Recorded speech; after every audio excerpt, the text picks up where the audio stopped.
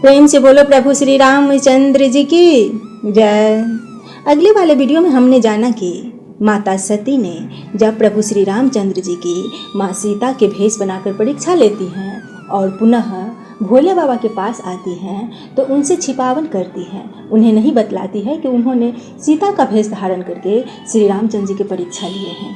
लेकिन अविनाशी शिव जी सब जान जाते हैं और मन ही मन में प्रण लेते हैं कि अब सती के साथ उनका पति पत्नी का संबंध नहीं होगा और वह घोर समाधि में लीन हो जाते हैं। 1000 वर्ष के बाद जब उनकी समाधि टूटती है तब वो सती को अपने पास बिठाकर प्रभु श्री रामचंद्र जी के कथा का वर्णन करते हैं और उसी समय दक्ष प्रजापति हुए। ब्रह्मा ने सब प्रकार से योग देख समझकर दक्ष को प्रजापतियों का नायक बना दिया।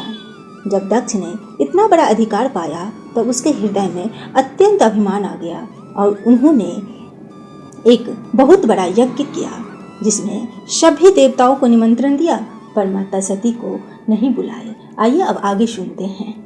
बड़े अधिकार दक्ष जब पावा, अति अभिमान हृदय तब आवा।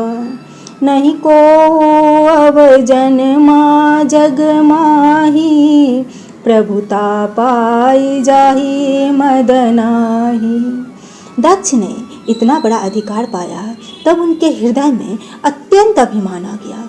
जगत में ऐसा कोई नहीं पैदा हुआ जिसको प्रभुता पाकर मंद न हो। दक्ष ने सब मुनियों को बुला लिया और वे बड़ा यज्ञ करने लगे। जो देवता यज्ञ का भाग पाते हैं दक्ष ने उन सब को आदर सहित निमंत्रण किया, परंतु दक्ष का निमंत्रण पाकर किन्नर, नाग, सिद्ध, गंधर्व और सब देवता अपनी अपनी स्त्रियों सहित चले। विष्णु, ब्रह्मा और महादेव जी को छोड़कर सभी देवता अपना अपना विमान सजाकर चले। सती जी ने देखा अनेकों प्रकार के सुंदर विमान आकाश में चले जा रहे हैं। देव सुंदरिया मधुर गान कर रही है जिन्हें सुनकर मुनियों का ध्यान टूट जाता है। सती जी ने विमान में देवताओं के जाने का कारण पूछा। तब शिव जी ने सब बतलाते हुए कहा। पिता के यज्ञ की बात सुनकर सती कुछ प्रसन्न हुई और सोचने लगी कि यदि महादेव जी आज्ञा दे तो इसी बहाने कुछ दिन पिता के घर जाकर रहूं, क्योंकि उनके हृदय में पति द्वारा त्यागी जाने का बड़ा भारी दुख था। पर अपना अपमान समझकर वे कुछ न कहती थी। आखिर सती जी भय, संकोच और प्रेम रस में सनी मनोहर वाणी से बोली, हे प्रभु, मेरे पिता के घर बहुत बड़ा उत्सव है। यदि आपकी आज्ञा हो तो हे कृपाधाम, मैं आदर सहित उसे देखने जाऊं। शिव जी ने कहा, तुमने बात तो अच्छी कही है, यह मेरे मन को भी पसंद आई, पर उन्होंने न्योता नहीं भेजा, यह अनुचित है। दक्ष ने अपनी सब लड़कियों को बुलाया है, किंतु हमारे बैर के कारण उन्होंने तुमको भी बुलावा नहीं भेजा। एक बार ब्रह्मा की सभा में हमसे अप्रसन्न हो गए थे, उसी से वे अब भी हमारा अपमान करते हैं। हे भवानी, जो तुम बिना बुलाए जाओगी तो न शील स्नेह ही रहेगा और न ही मर्यादा ही रहेगी। यद्यपि इसमें संदेह नहीं कि मित्र, स्वामी, पिता और गुरु के घर बिना बुलावे भी जाना चाहिए, तो भी जहाँ कोई विरोध मानता हो उसके घर जाने से कल्याण नहीं होता। शिव जी ने बहुत प्रकार से समझाया, पर होनहार व सती के हृदय में बोध नहीं हुआ। फिर शिव जी ने कहा कि यदि बिना बुलाए जाओगी तो हमारी समझ में अच्छी बात नहीं होगी। शिव जी ने बहुत प्रकार से कहकर देख लिया, किंतु जब सती किसी प्रकार भी नहीं रुकी तब त्रिपुरारी महादेव जी ने अपने मुख्य गणों को साथ देकर उनको विदा कर दिया। भवानी जब पिता दक्ष के घर पहुंची तब दक्ष के डर के मारे किसी ने उसकी आवभागत नहीं की। केवल एक माता भले ही आदर से मिली, बहनों ने बहुत मुस्कुराती हुई मिली। दक्ष ने तो उनकी कुछ कुशल तक नहीं पूछी। सती जी को देखकर उनके सारे अंग जल उठे। तब सती ने जाकर यज्ञ देखा तो वहाँ कहीं शिव जी का भाग दिखाई नहीं दिया। तब शिवजी ने कहा था वह अब उनकी समझ में आया। स्वामी का अपमान समझकर सती का हृदय जल उठा। पिछला परित्याग दुख उनके हृदय में उतना नहीं व्यापा था जितना महान दुख इस समय पति अपमान के कारण हुआ। यद्यपि जगत में अनेक प्रकार के दारुण दुख है, तथापि जाति अपमान सबसे बढ़कर कठिन है। यह समझकर सती जी को बड़ा क्रोध आया। माता ने उन्हें बहुत प्रकार से समझाया बुझाया, परंतु उनसे शिवजी का अपमान सहा नहीं गया। उनके हृदय में कुछ भी प्रबोध नहीं हुआ। तब ये सारी सभा को हठपूर्वक डांटकर क्रोध भरे वचन में बोली, हे सभासदों और सब मुनीश्वरों, सुनो। जिन लोगों ने यहाँ शिवजी की निंदा की या सुनी है, उन सबको उसका फल तुरंत मिलेगा और मेरे पिता दक्ष भी भली भांति पछताएंगे। जहाँ संत शिवजी और लक्ष्मीपति विष्णु भगवान की निंदा सुनी जाए, वहाँ ऐसी मर्यादा है कि यदि अपना वश चले तो उस निंदा करने वाले की जीभ काट ले और नहीं तो कान मूंद कर वहाँ से भगा दे। त्रिपुर दैत्य को मारने वाले भगवान महेश्वर संपूर्ण जगत की आत्मा है। वे जगतपति है और सबका हित करने वाला है। मेरा मंद बुद्धि पिता उनकी निंदा करते हैं और मेरा यह शरीर दक्ष ही के वियर से उत्पन्न है। इसीलिए चंद्रमा को ललाट पर धारण करने वाले बृहस्पति शिव जी को हृदय में धारण करके मैं इस शरीर को तुरंत ही त्याग दूंगी। ऐसा कहकर सती ने योगिनी में अपना शरीर भस्म कर डाला।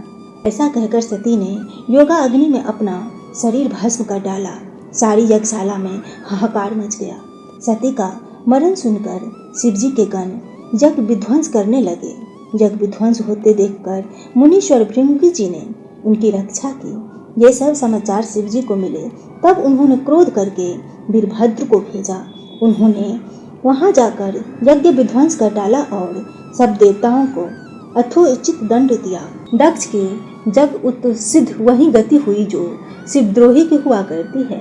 यह इतिहास सारा संसार जानता है, इसीलिए मैंने संक्षेप में वर्णन किया। सती ने मरते समय भगवान हरि से यह वर मांगा कि मेरा जन्म जन्म शिवजी के चरणों में अनुराग रहे। इसी कारण उन्होंने हिमाचल के घर जाकर पार्वती के शरीर में जन्म लिया। जब से उमा जी हिमाचल के घर जन्मी, तब से वे वहाँ सारी सिद्धियाँ और संपत्तियाँ छा गई। मुनियों ने जहाँ तहाँ सुंदर आश्रम बना लिए और हिमाचल ने उनको उचित स्थान दिए। इस सुंदर पर्वत पर बहुत प्रकार के सब नए नए वृक्ष सदा पुष्प फलयुक्त हो गए और वहाँ बहुत तरह की मनियों की खाने प्रकट हो गई। सारी नदियों में पवित्र जल बहता है और पक्षी पशु भ्रमण सभी सुखी रहते हैं। सब जीवों ने अपना स्वाभाविक वैर छोड़ दिया है और पर्वत पर सभी परस्पर प्रेम करते हैं। पार्वती जी के घर आ जाने से पर्वत ऐसा शोभामान्य हो रहा है जैसा राम भक्ति को पाकर भक्त शोभामान होता है। उस पर्वतराज के घर नित्य नए नए मंगल उत्सव होते हैं, जिसका ब्रह्मा आदि यश गाते हैं। जब नारद जी ने ये सब समाचार सुने तो वे कौतुक ही हिमाचल के घर पधारे। पर्वतराज ने उनका बड़ा आदर किया और चरण धोकर उनको उत्तम स्थान दिया। फिर अपनी स्त्री सहित मुनि के चरणों में सिर नवाया और उनके चरण तक को सारे घर में छिड़काया। हिमाचल ने अपने सौभाग्य का बहुत बखान किया और पुत्री को बुलाकर मुनि के चरणों पर डाल दिया। है मुनि बिहस गूढ़ मृदुबानी, सूता तुम्हारी सकल गुण खानी। सुंदर सहज सुशील सयानी, नाम उमा अंबिका भवानी। सब लक्षण संपन्न सुकुमारी, होहि संतत पियहि पियारी। सदा चल यही कर यही आता, अहि तेजसु पेहि पितु माता। हे मुनीश्वर, आप त्रिकाल और सर्वज्ञ है, आपकी सर्वत्र पहुँच है, अतः आप हृदय में विचार कर कन्या के दोष गुण कहिए। तब नारद मुनि ने हंसकर रहस्य युक्त कोमल वाणी से कहा, तुम्हारी कन्या सब गुणों की खान है। यह स्वभाव से ही सुंदर, सुशील और समझदार है। उमा, अंबिका और भवानी इसके नाम है। कन्या सब लक्षणों से संपन्न है। यह आपने पति को सदा प्यारी होगी, इसका सुहाग सदा अचल रहेगा और इसके माता पिता यश पावेंगे। यह सारे जगत में पूज्य होगी और इनकी सेवा करने से कुछ भी दुर्लभ न होगा। संसार में स्त्रियां इनका नाम स्मरण करके पतिव्रत रूपी तलवार की धार पर चढ़ जाएगी। हे पर्वतराज, तुम्हारी कन्या सुलक्षणी है। अब इनमें जो 2-4 अवगुण हैं उन्हें भी सुन लो। गुणहीन, मानहीन, माता पिता विहीन, उदासीन, संशयहीन, लापरवाह, योगी, जटाधारी, निष्काम हृदय, नंगा और अमंगल भेष वाला ऐसा पति इसको मिलेगा। इसके हाथ में ऐसी ही रेखा पड़ी है।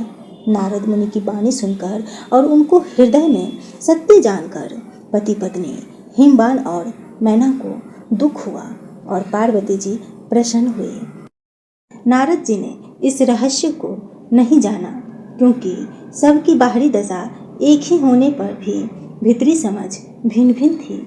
सारी सखियां पार्वती, हिमवान और मैना सभी के शरीर पुलकित थे और सभी के नेत्रों में जल भरा था। देवर्षि के वचन असत्य नहीं हो सकते, यह विचार कर पार्वती ने उन वचनों को हृदय में धारण कर लिया। उन्होंने शिवजी के चरण कमलों में स्नेह उत्पन्न हो आया, परंतु मन में यह संदेह हुआ कि उनका मिलना कठिन है। अवसर ठीक न जानकर उमा ने प्रेम को छिपा लिया और फिर वो सखी की गोद में जाकर बैठ गई। देवर्षि की वाणी झूठी नहीं होगी, यह विचार कर हिमवान, मैना और सारी चतुर सखियां चिंता करने लगी। फिर हृदय में धीरज धारण कर पर्वतराज ने कहा, हे नाथ, कहिए अब क्या उपाय किया जाए। मुनीश्वर ने कहा, हे हिमवान, सुनो, विधाता ने ललाट पर जो कुछ लिख दिया है उनको देवता, दानव, मनुष्य, नाग और मुनि कोई भी नहीं मिटा सकते हैं। तो भी एक उपाय मैं बतलाता हूँ, यदि देव सहायता करे तो वह सिद्ध हो सकता है। उमा को वर तो निसंदेह वैसा ही मिलेगा जैसा मैंने तुम्हारे सामने वर्णन किया है, परंतु मैंने वर के जो जो दोष बतलाए हैं, मेरे अनुमान से वे सभी शिवजी में है। यदि शिवजी के साथ विवाह हो जाए तो दोषों को भी सब लोग गुणों के समान ही कहेंगे। जैसे विष्णु भगवान शेषनाग की सैया पर सोते हैं तो भी पंडित लोग उनको कोई भी दोष नहीं लगाते। सूर्य और अग्निदेव अच्छे बुरे सभी रसों का भक्षण करते हैं, परंतु उनको कोई बुरा नहीं कहता।